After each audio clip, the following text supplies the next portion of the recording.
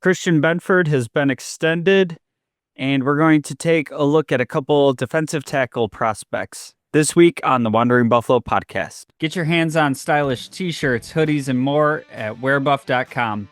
That's wearbuf.com.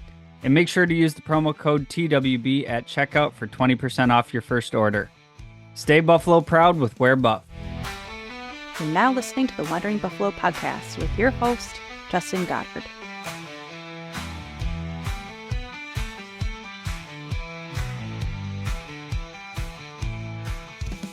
Bills Mafia, welcome into another episode of the Wandering Buffalo podcast, a show on the Buffalo Fanbase Podcast Network.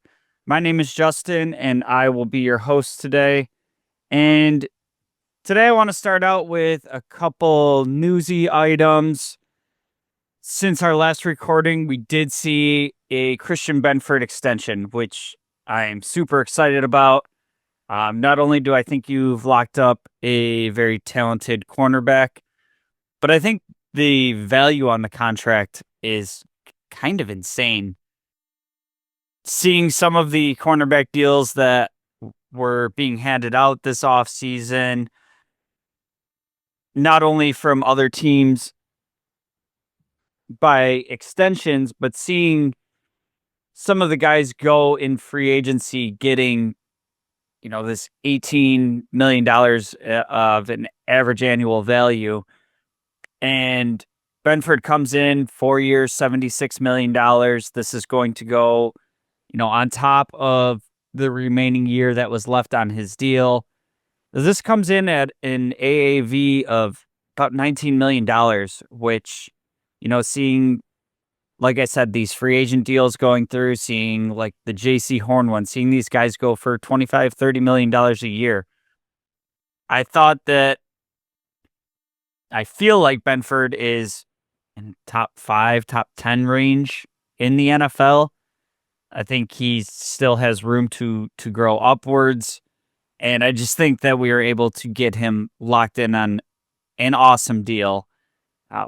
Currently speaking, he is the 13th highest paid cornerback in the league, which, as we've seen, how contracts go, before this deal even starts, he's going to be lower on that list because more people are going to get extended, and it's just going to keep going up and up and up. So I thought this was another awesome deal by Brandon Beane to be able to get ahead of it, get some value out of the contract, get him in for a lower number than I think most people expected, and, really lock in that cornerback one position for the next 5 years. Kind of the other side to this is, not super Bills related at this point, but, everything Stefon Diggs comes back to the Bills somehow, right? And he ends up signing in New England, which wasn't really expecting, but we did see him get a pretty huge deal from New England. I believe it was 3 years, $69 million, something like that. $26 million guaranteed. And, I've seen a lot of people, criticizing Diggs about like, oh, so much for wanting to win. And honestly, from a Diggs perspective, I can't fault him for this. He's a 32-year-old receiver coming off an ACL. That happened mid-season, so who knows when he's going to be ready. You got a team to give you $26 million guaranteed with those circumstances, and, maybe he bounces back and he's the player that he was. Maybe he doesn't. But was able to capitalize and get that contract. And, I think it's easy for us from an outside perspective to say, really the only goal should be winning a Super Bowl. But he's had a great career. He's on, the back nine of that career. And, maybe there's a world where he could have taken a prove-it deal with a contender, something like 1 year, $12 million, something like that, whatever, and had a chance to be on a Super Bowl roster. But personally, if I'm putting myself in that situation, I can't fault somebody for taking some security and some guarantees. This is probably the last contract he's going, uh, the last sizable contract at the very least that he's going to get. Um, for the Patriots side of things, I enjoyed seeing this from a division rival because it reminded me of the drought era Bills where, people didn't necessarily want to come here and you kind of had to overpay and take some gambles and hope things worked out. And from a New England perspective, I can't really fault them for this move. I did hear, rumors out there that they were in on DK Metcalf and he didn't want to go to New England. And when you start whittling down the field, it wasn't the craziest free agent crop of receivers. And you overpay, but they have, I think it was the highest cap space in the league. They're not tight on money, and you know maybe it does work out for them, and he recaptures some of what he has, and you have that level receiver for your young quarterback. Personally, it's a gamble that I'm glad the Bills don't have to make at this tenure in this regime. I think it could go great, and you could have an awesome receiver that helps Drake May grow like he helped Josh Allen grow. Think you could see some trouble start up in New England early and often, and you see the other side of Diggs. It's a gamble for New England, but like I said, they kind of had to. You kind of have to take these kind of gambles when you're a team that's been struggling for a while and you're not a hot destination right now. So glad to be on the Bills side of this, where we are kind of a destination where we keep seeing Beane be able to get extensions done early and have them come in at a lower value, and to be that level of an organization from what we were not so long ago. Want to move into some just quick talking points from the owners' meetings. Um, I think there's some interesting things going on there. And I want to start out with a couple of the rules changes being discussed. One that has been approved and one that is tabled for now. And the first one being the kickoff. And, in the NFL's effort to make the kickoff a more exciting play again, they are moving the touchback placement line to the 35-yard line. So, if you do kick the ball through the end zone, you choose not to have the other team return it. Basically, the ball's coming out to the 35-yard line. And I will say that I don't really like this idea. I think that there's other ways that you could address this. And ultimately, this is going to go into the next thing too, with the tush push of we started seeing the changes on the kickoff under the pretense of player safety. And if you've listened to this show for any extended amount of time, you know that I kind of think the way the NFL likes to talk about player safety is kind of a joke, and they use it when it best suits them. So, they started tinkering with the kickoff for player safety, which cool, fine. I am actually here for player safety. That's cool with me. But, now it's kind of gone the other way in that we don't really see any returns and it's not an exciting play, and it's kind of, what's the point of it? We go through all this lining up for the ball to get kicked out of the end zone, bring it out and start on offense. NFL has kind of figured out that that's not very exciting, especially when things are marketed as like kickoff weekend and kickoff will be at this time. It's a play that I can completely understand where they want the excitement back. Fair. In this situation, I think moving it out to the 35, this is another situation where advantage is going to the offense, right? And I think we see that all the time in the NFL. I don't see that going away anytime soon. See it with another rule being discussed of, you know, the defensive holding. We'll see what happens there.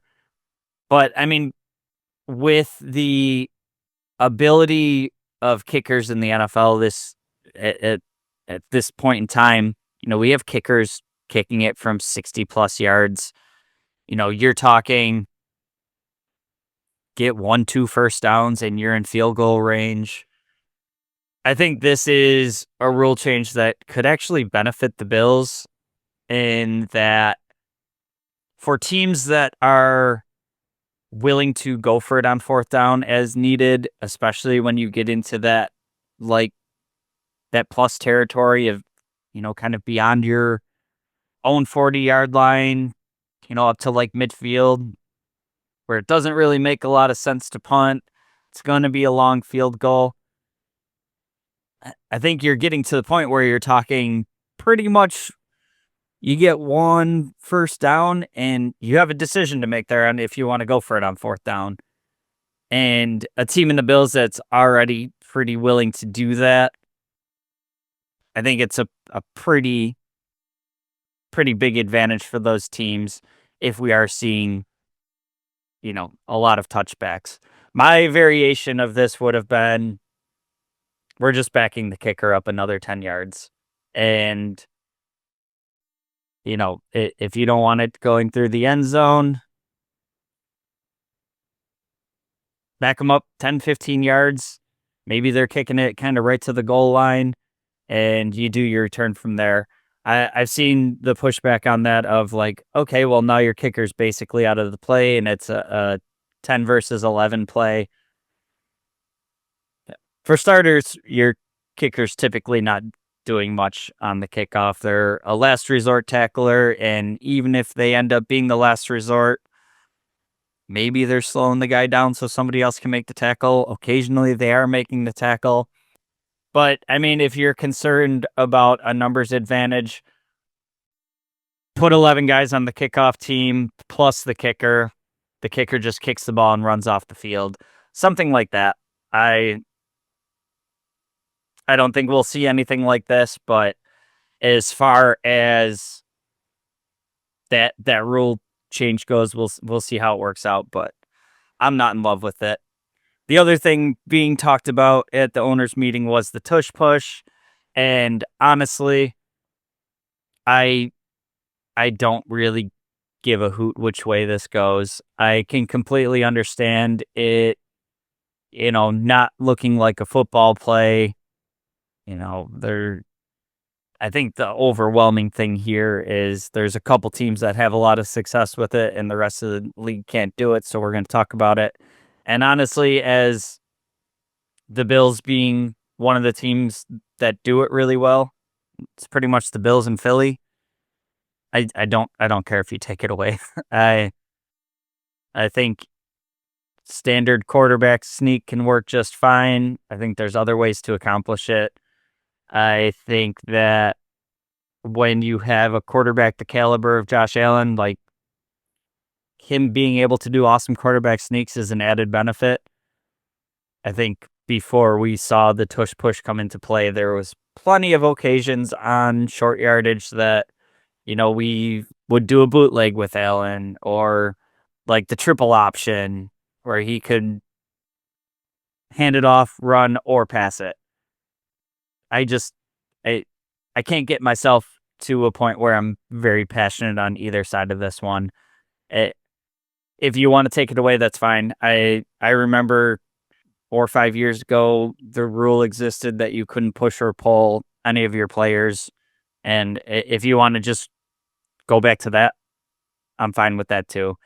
As of right now, it sounds like it's a completely even split throughout the league, 16-16, and it's going to be tabled till May. We'll see what happens from there. But like I said, and I don't really have passion on either side of this. I think there's plenty of ways to accomplish that play. If you want to keep the tush push, that's fine. The Bills will continue doing it well. Last thing from the owners' meeting was Brandon Beane talking about James Cook, and I just thought there was interesting messaging here that's worth talking about. Obviously, we've gotten a lot of extensions done this offseason, and James Cook being, the last person from that draft class that hasn't gotten an extension. And I just thought some of Brandon Beane's messaging was interesting in that, previously he had talked about, obviously they weren't on the same page. Doesn't mean they can't be in, weeks to months before the season, whatever. And in this iteration of the conversation, he did say, like, it doesn't mean that we can't get it done next year, and that they were kind of moving on to the draft. And I feel like that was Bean saying, don't expect anything anytime soon. And, we kind of had our conversations this year. We made our offer. It is what it is. And we're not going higher, and we'll go from there. And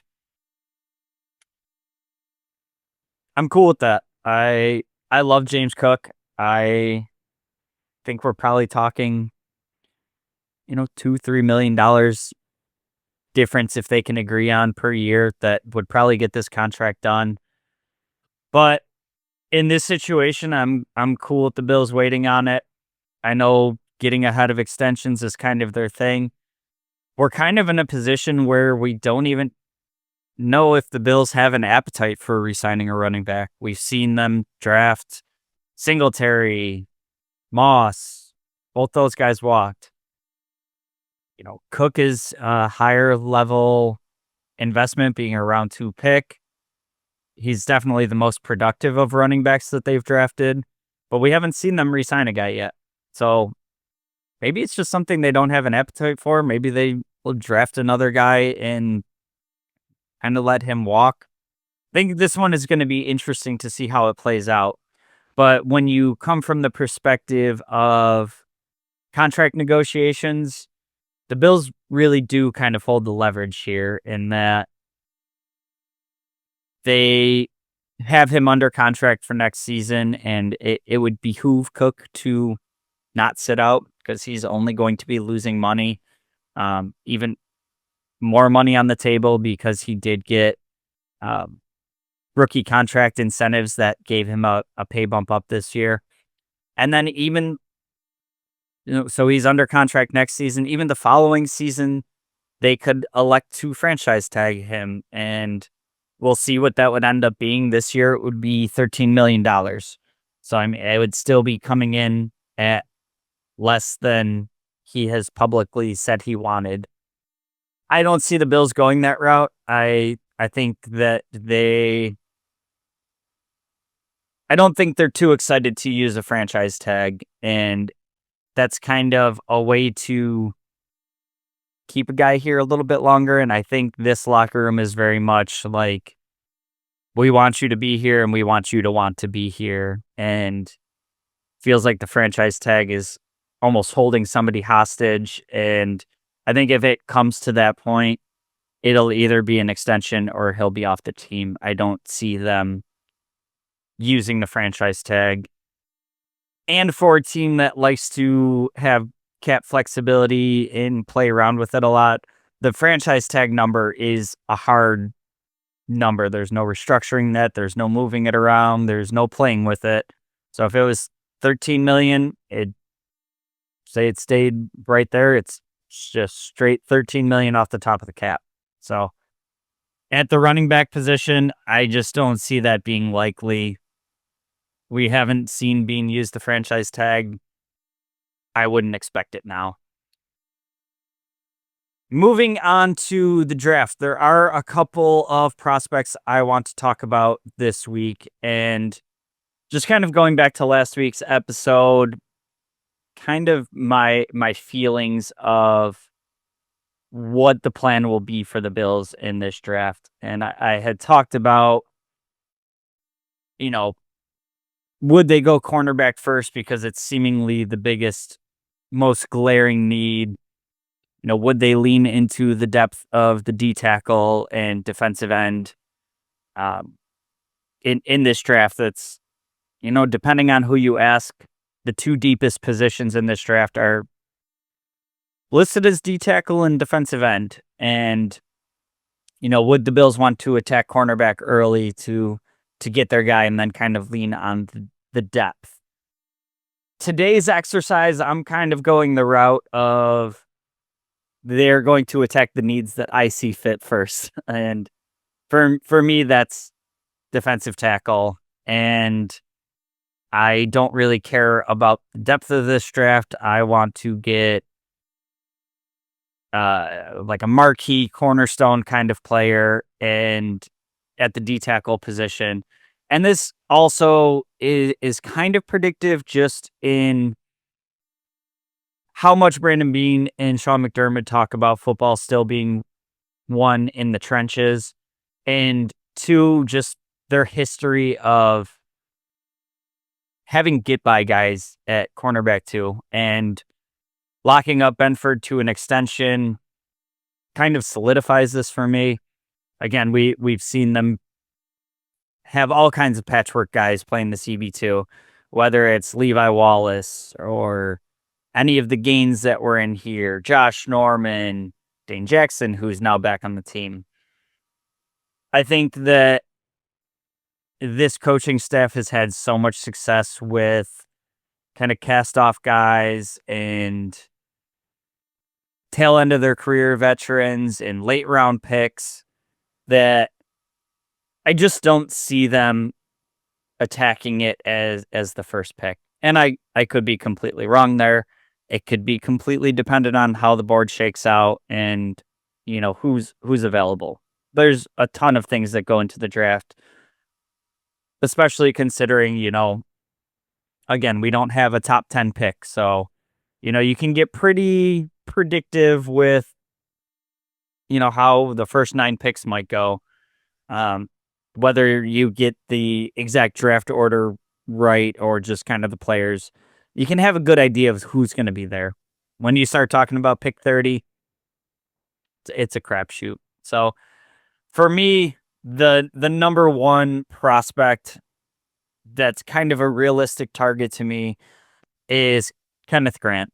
And for me, this is a dude that I have a really hard time seeing him make it to 30.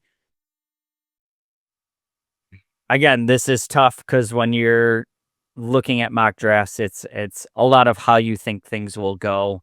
It's, really hard to predict trades that would happen. But I've seen a ton of mock drafts have Kenneth Grant still be there at 30 and be the pick for the Bills. And this is a guy that, for me, I think hits kind of all the bullet points of what I'm looking for in a D tackle. And that, we're concerned about the Bills' run defense. He is a guy that comes in at 330 pounds. He has the ability to, cover 2 gaps. And he's not just like a feet in the mud, hold down those 2 blocks in the middle of the line and let everybody, work off of that. He can get up and down the line. He's a great athlete for his size. And what I think really kind of rounds out his profile for the Bills is he's on the younger side. He's 21 right now. He'll be 22. I believe it was October. And he kind of has that raw upside.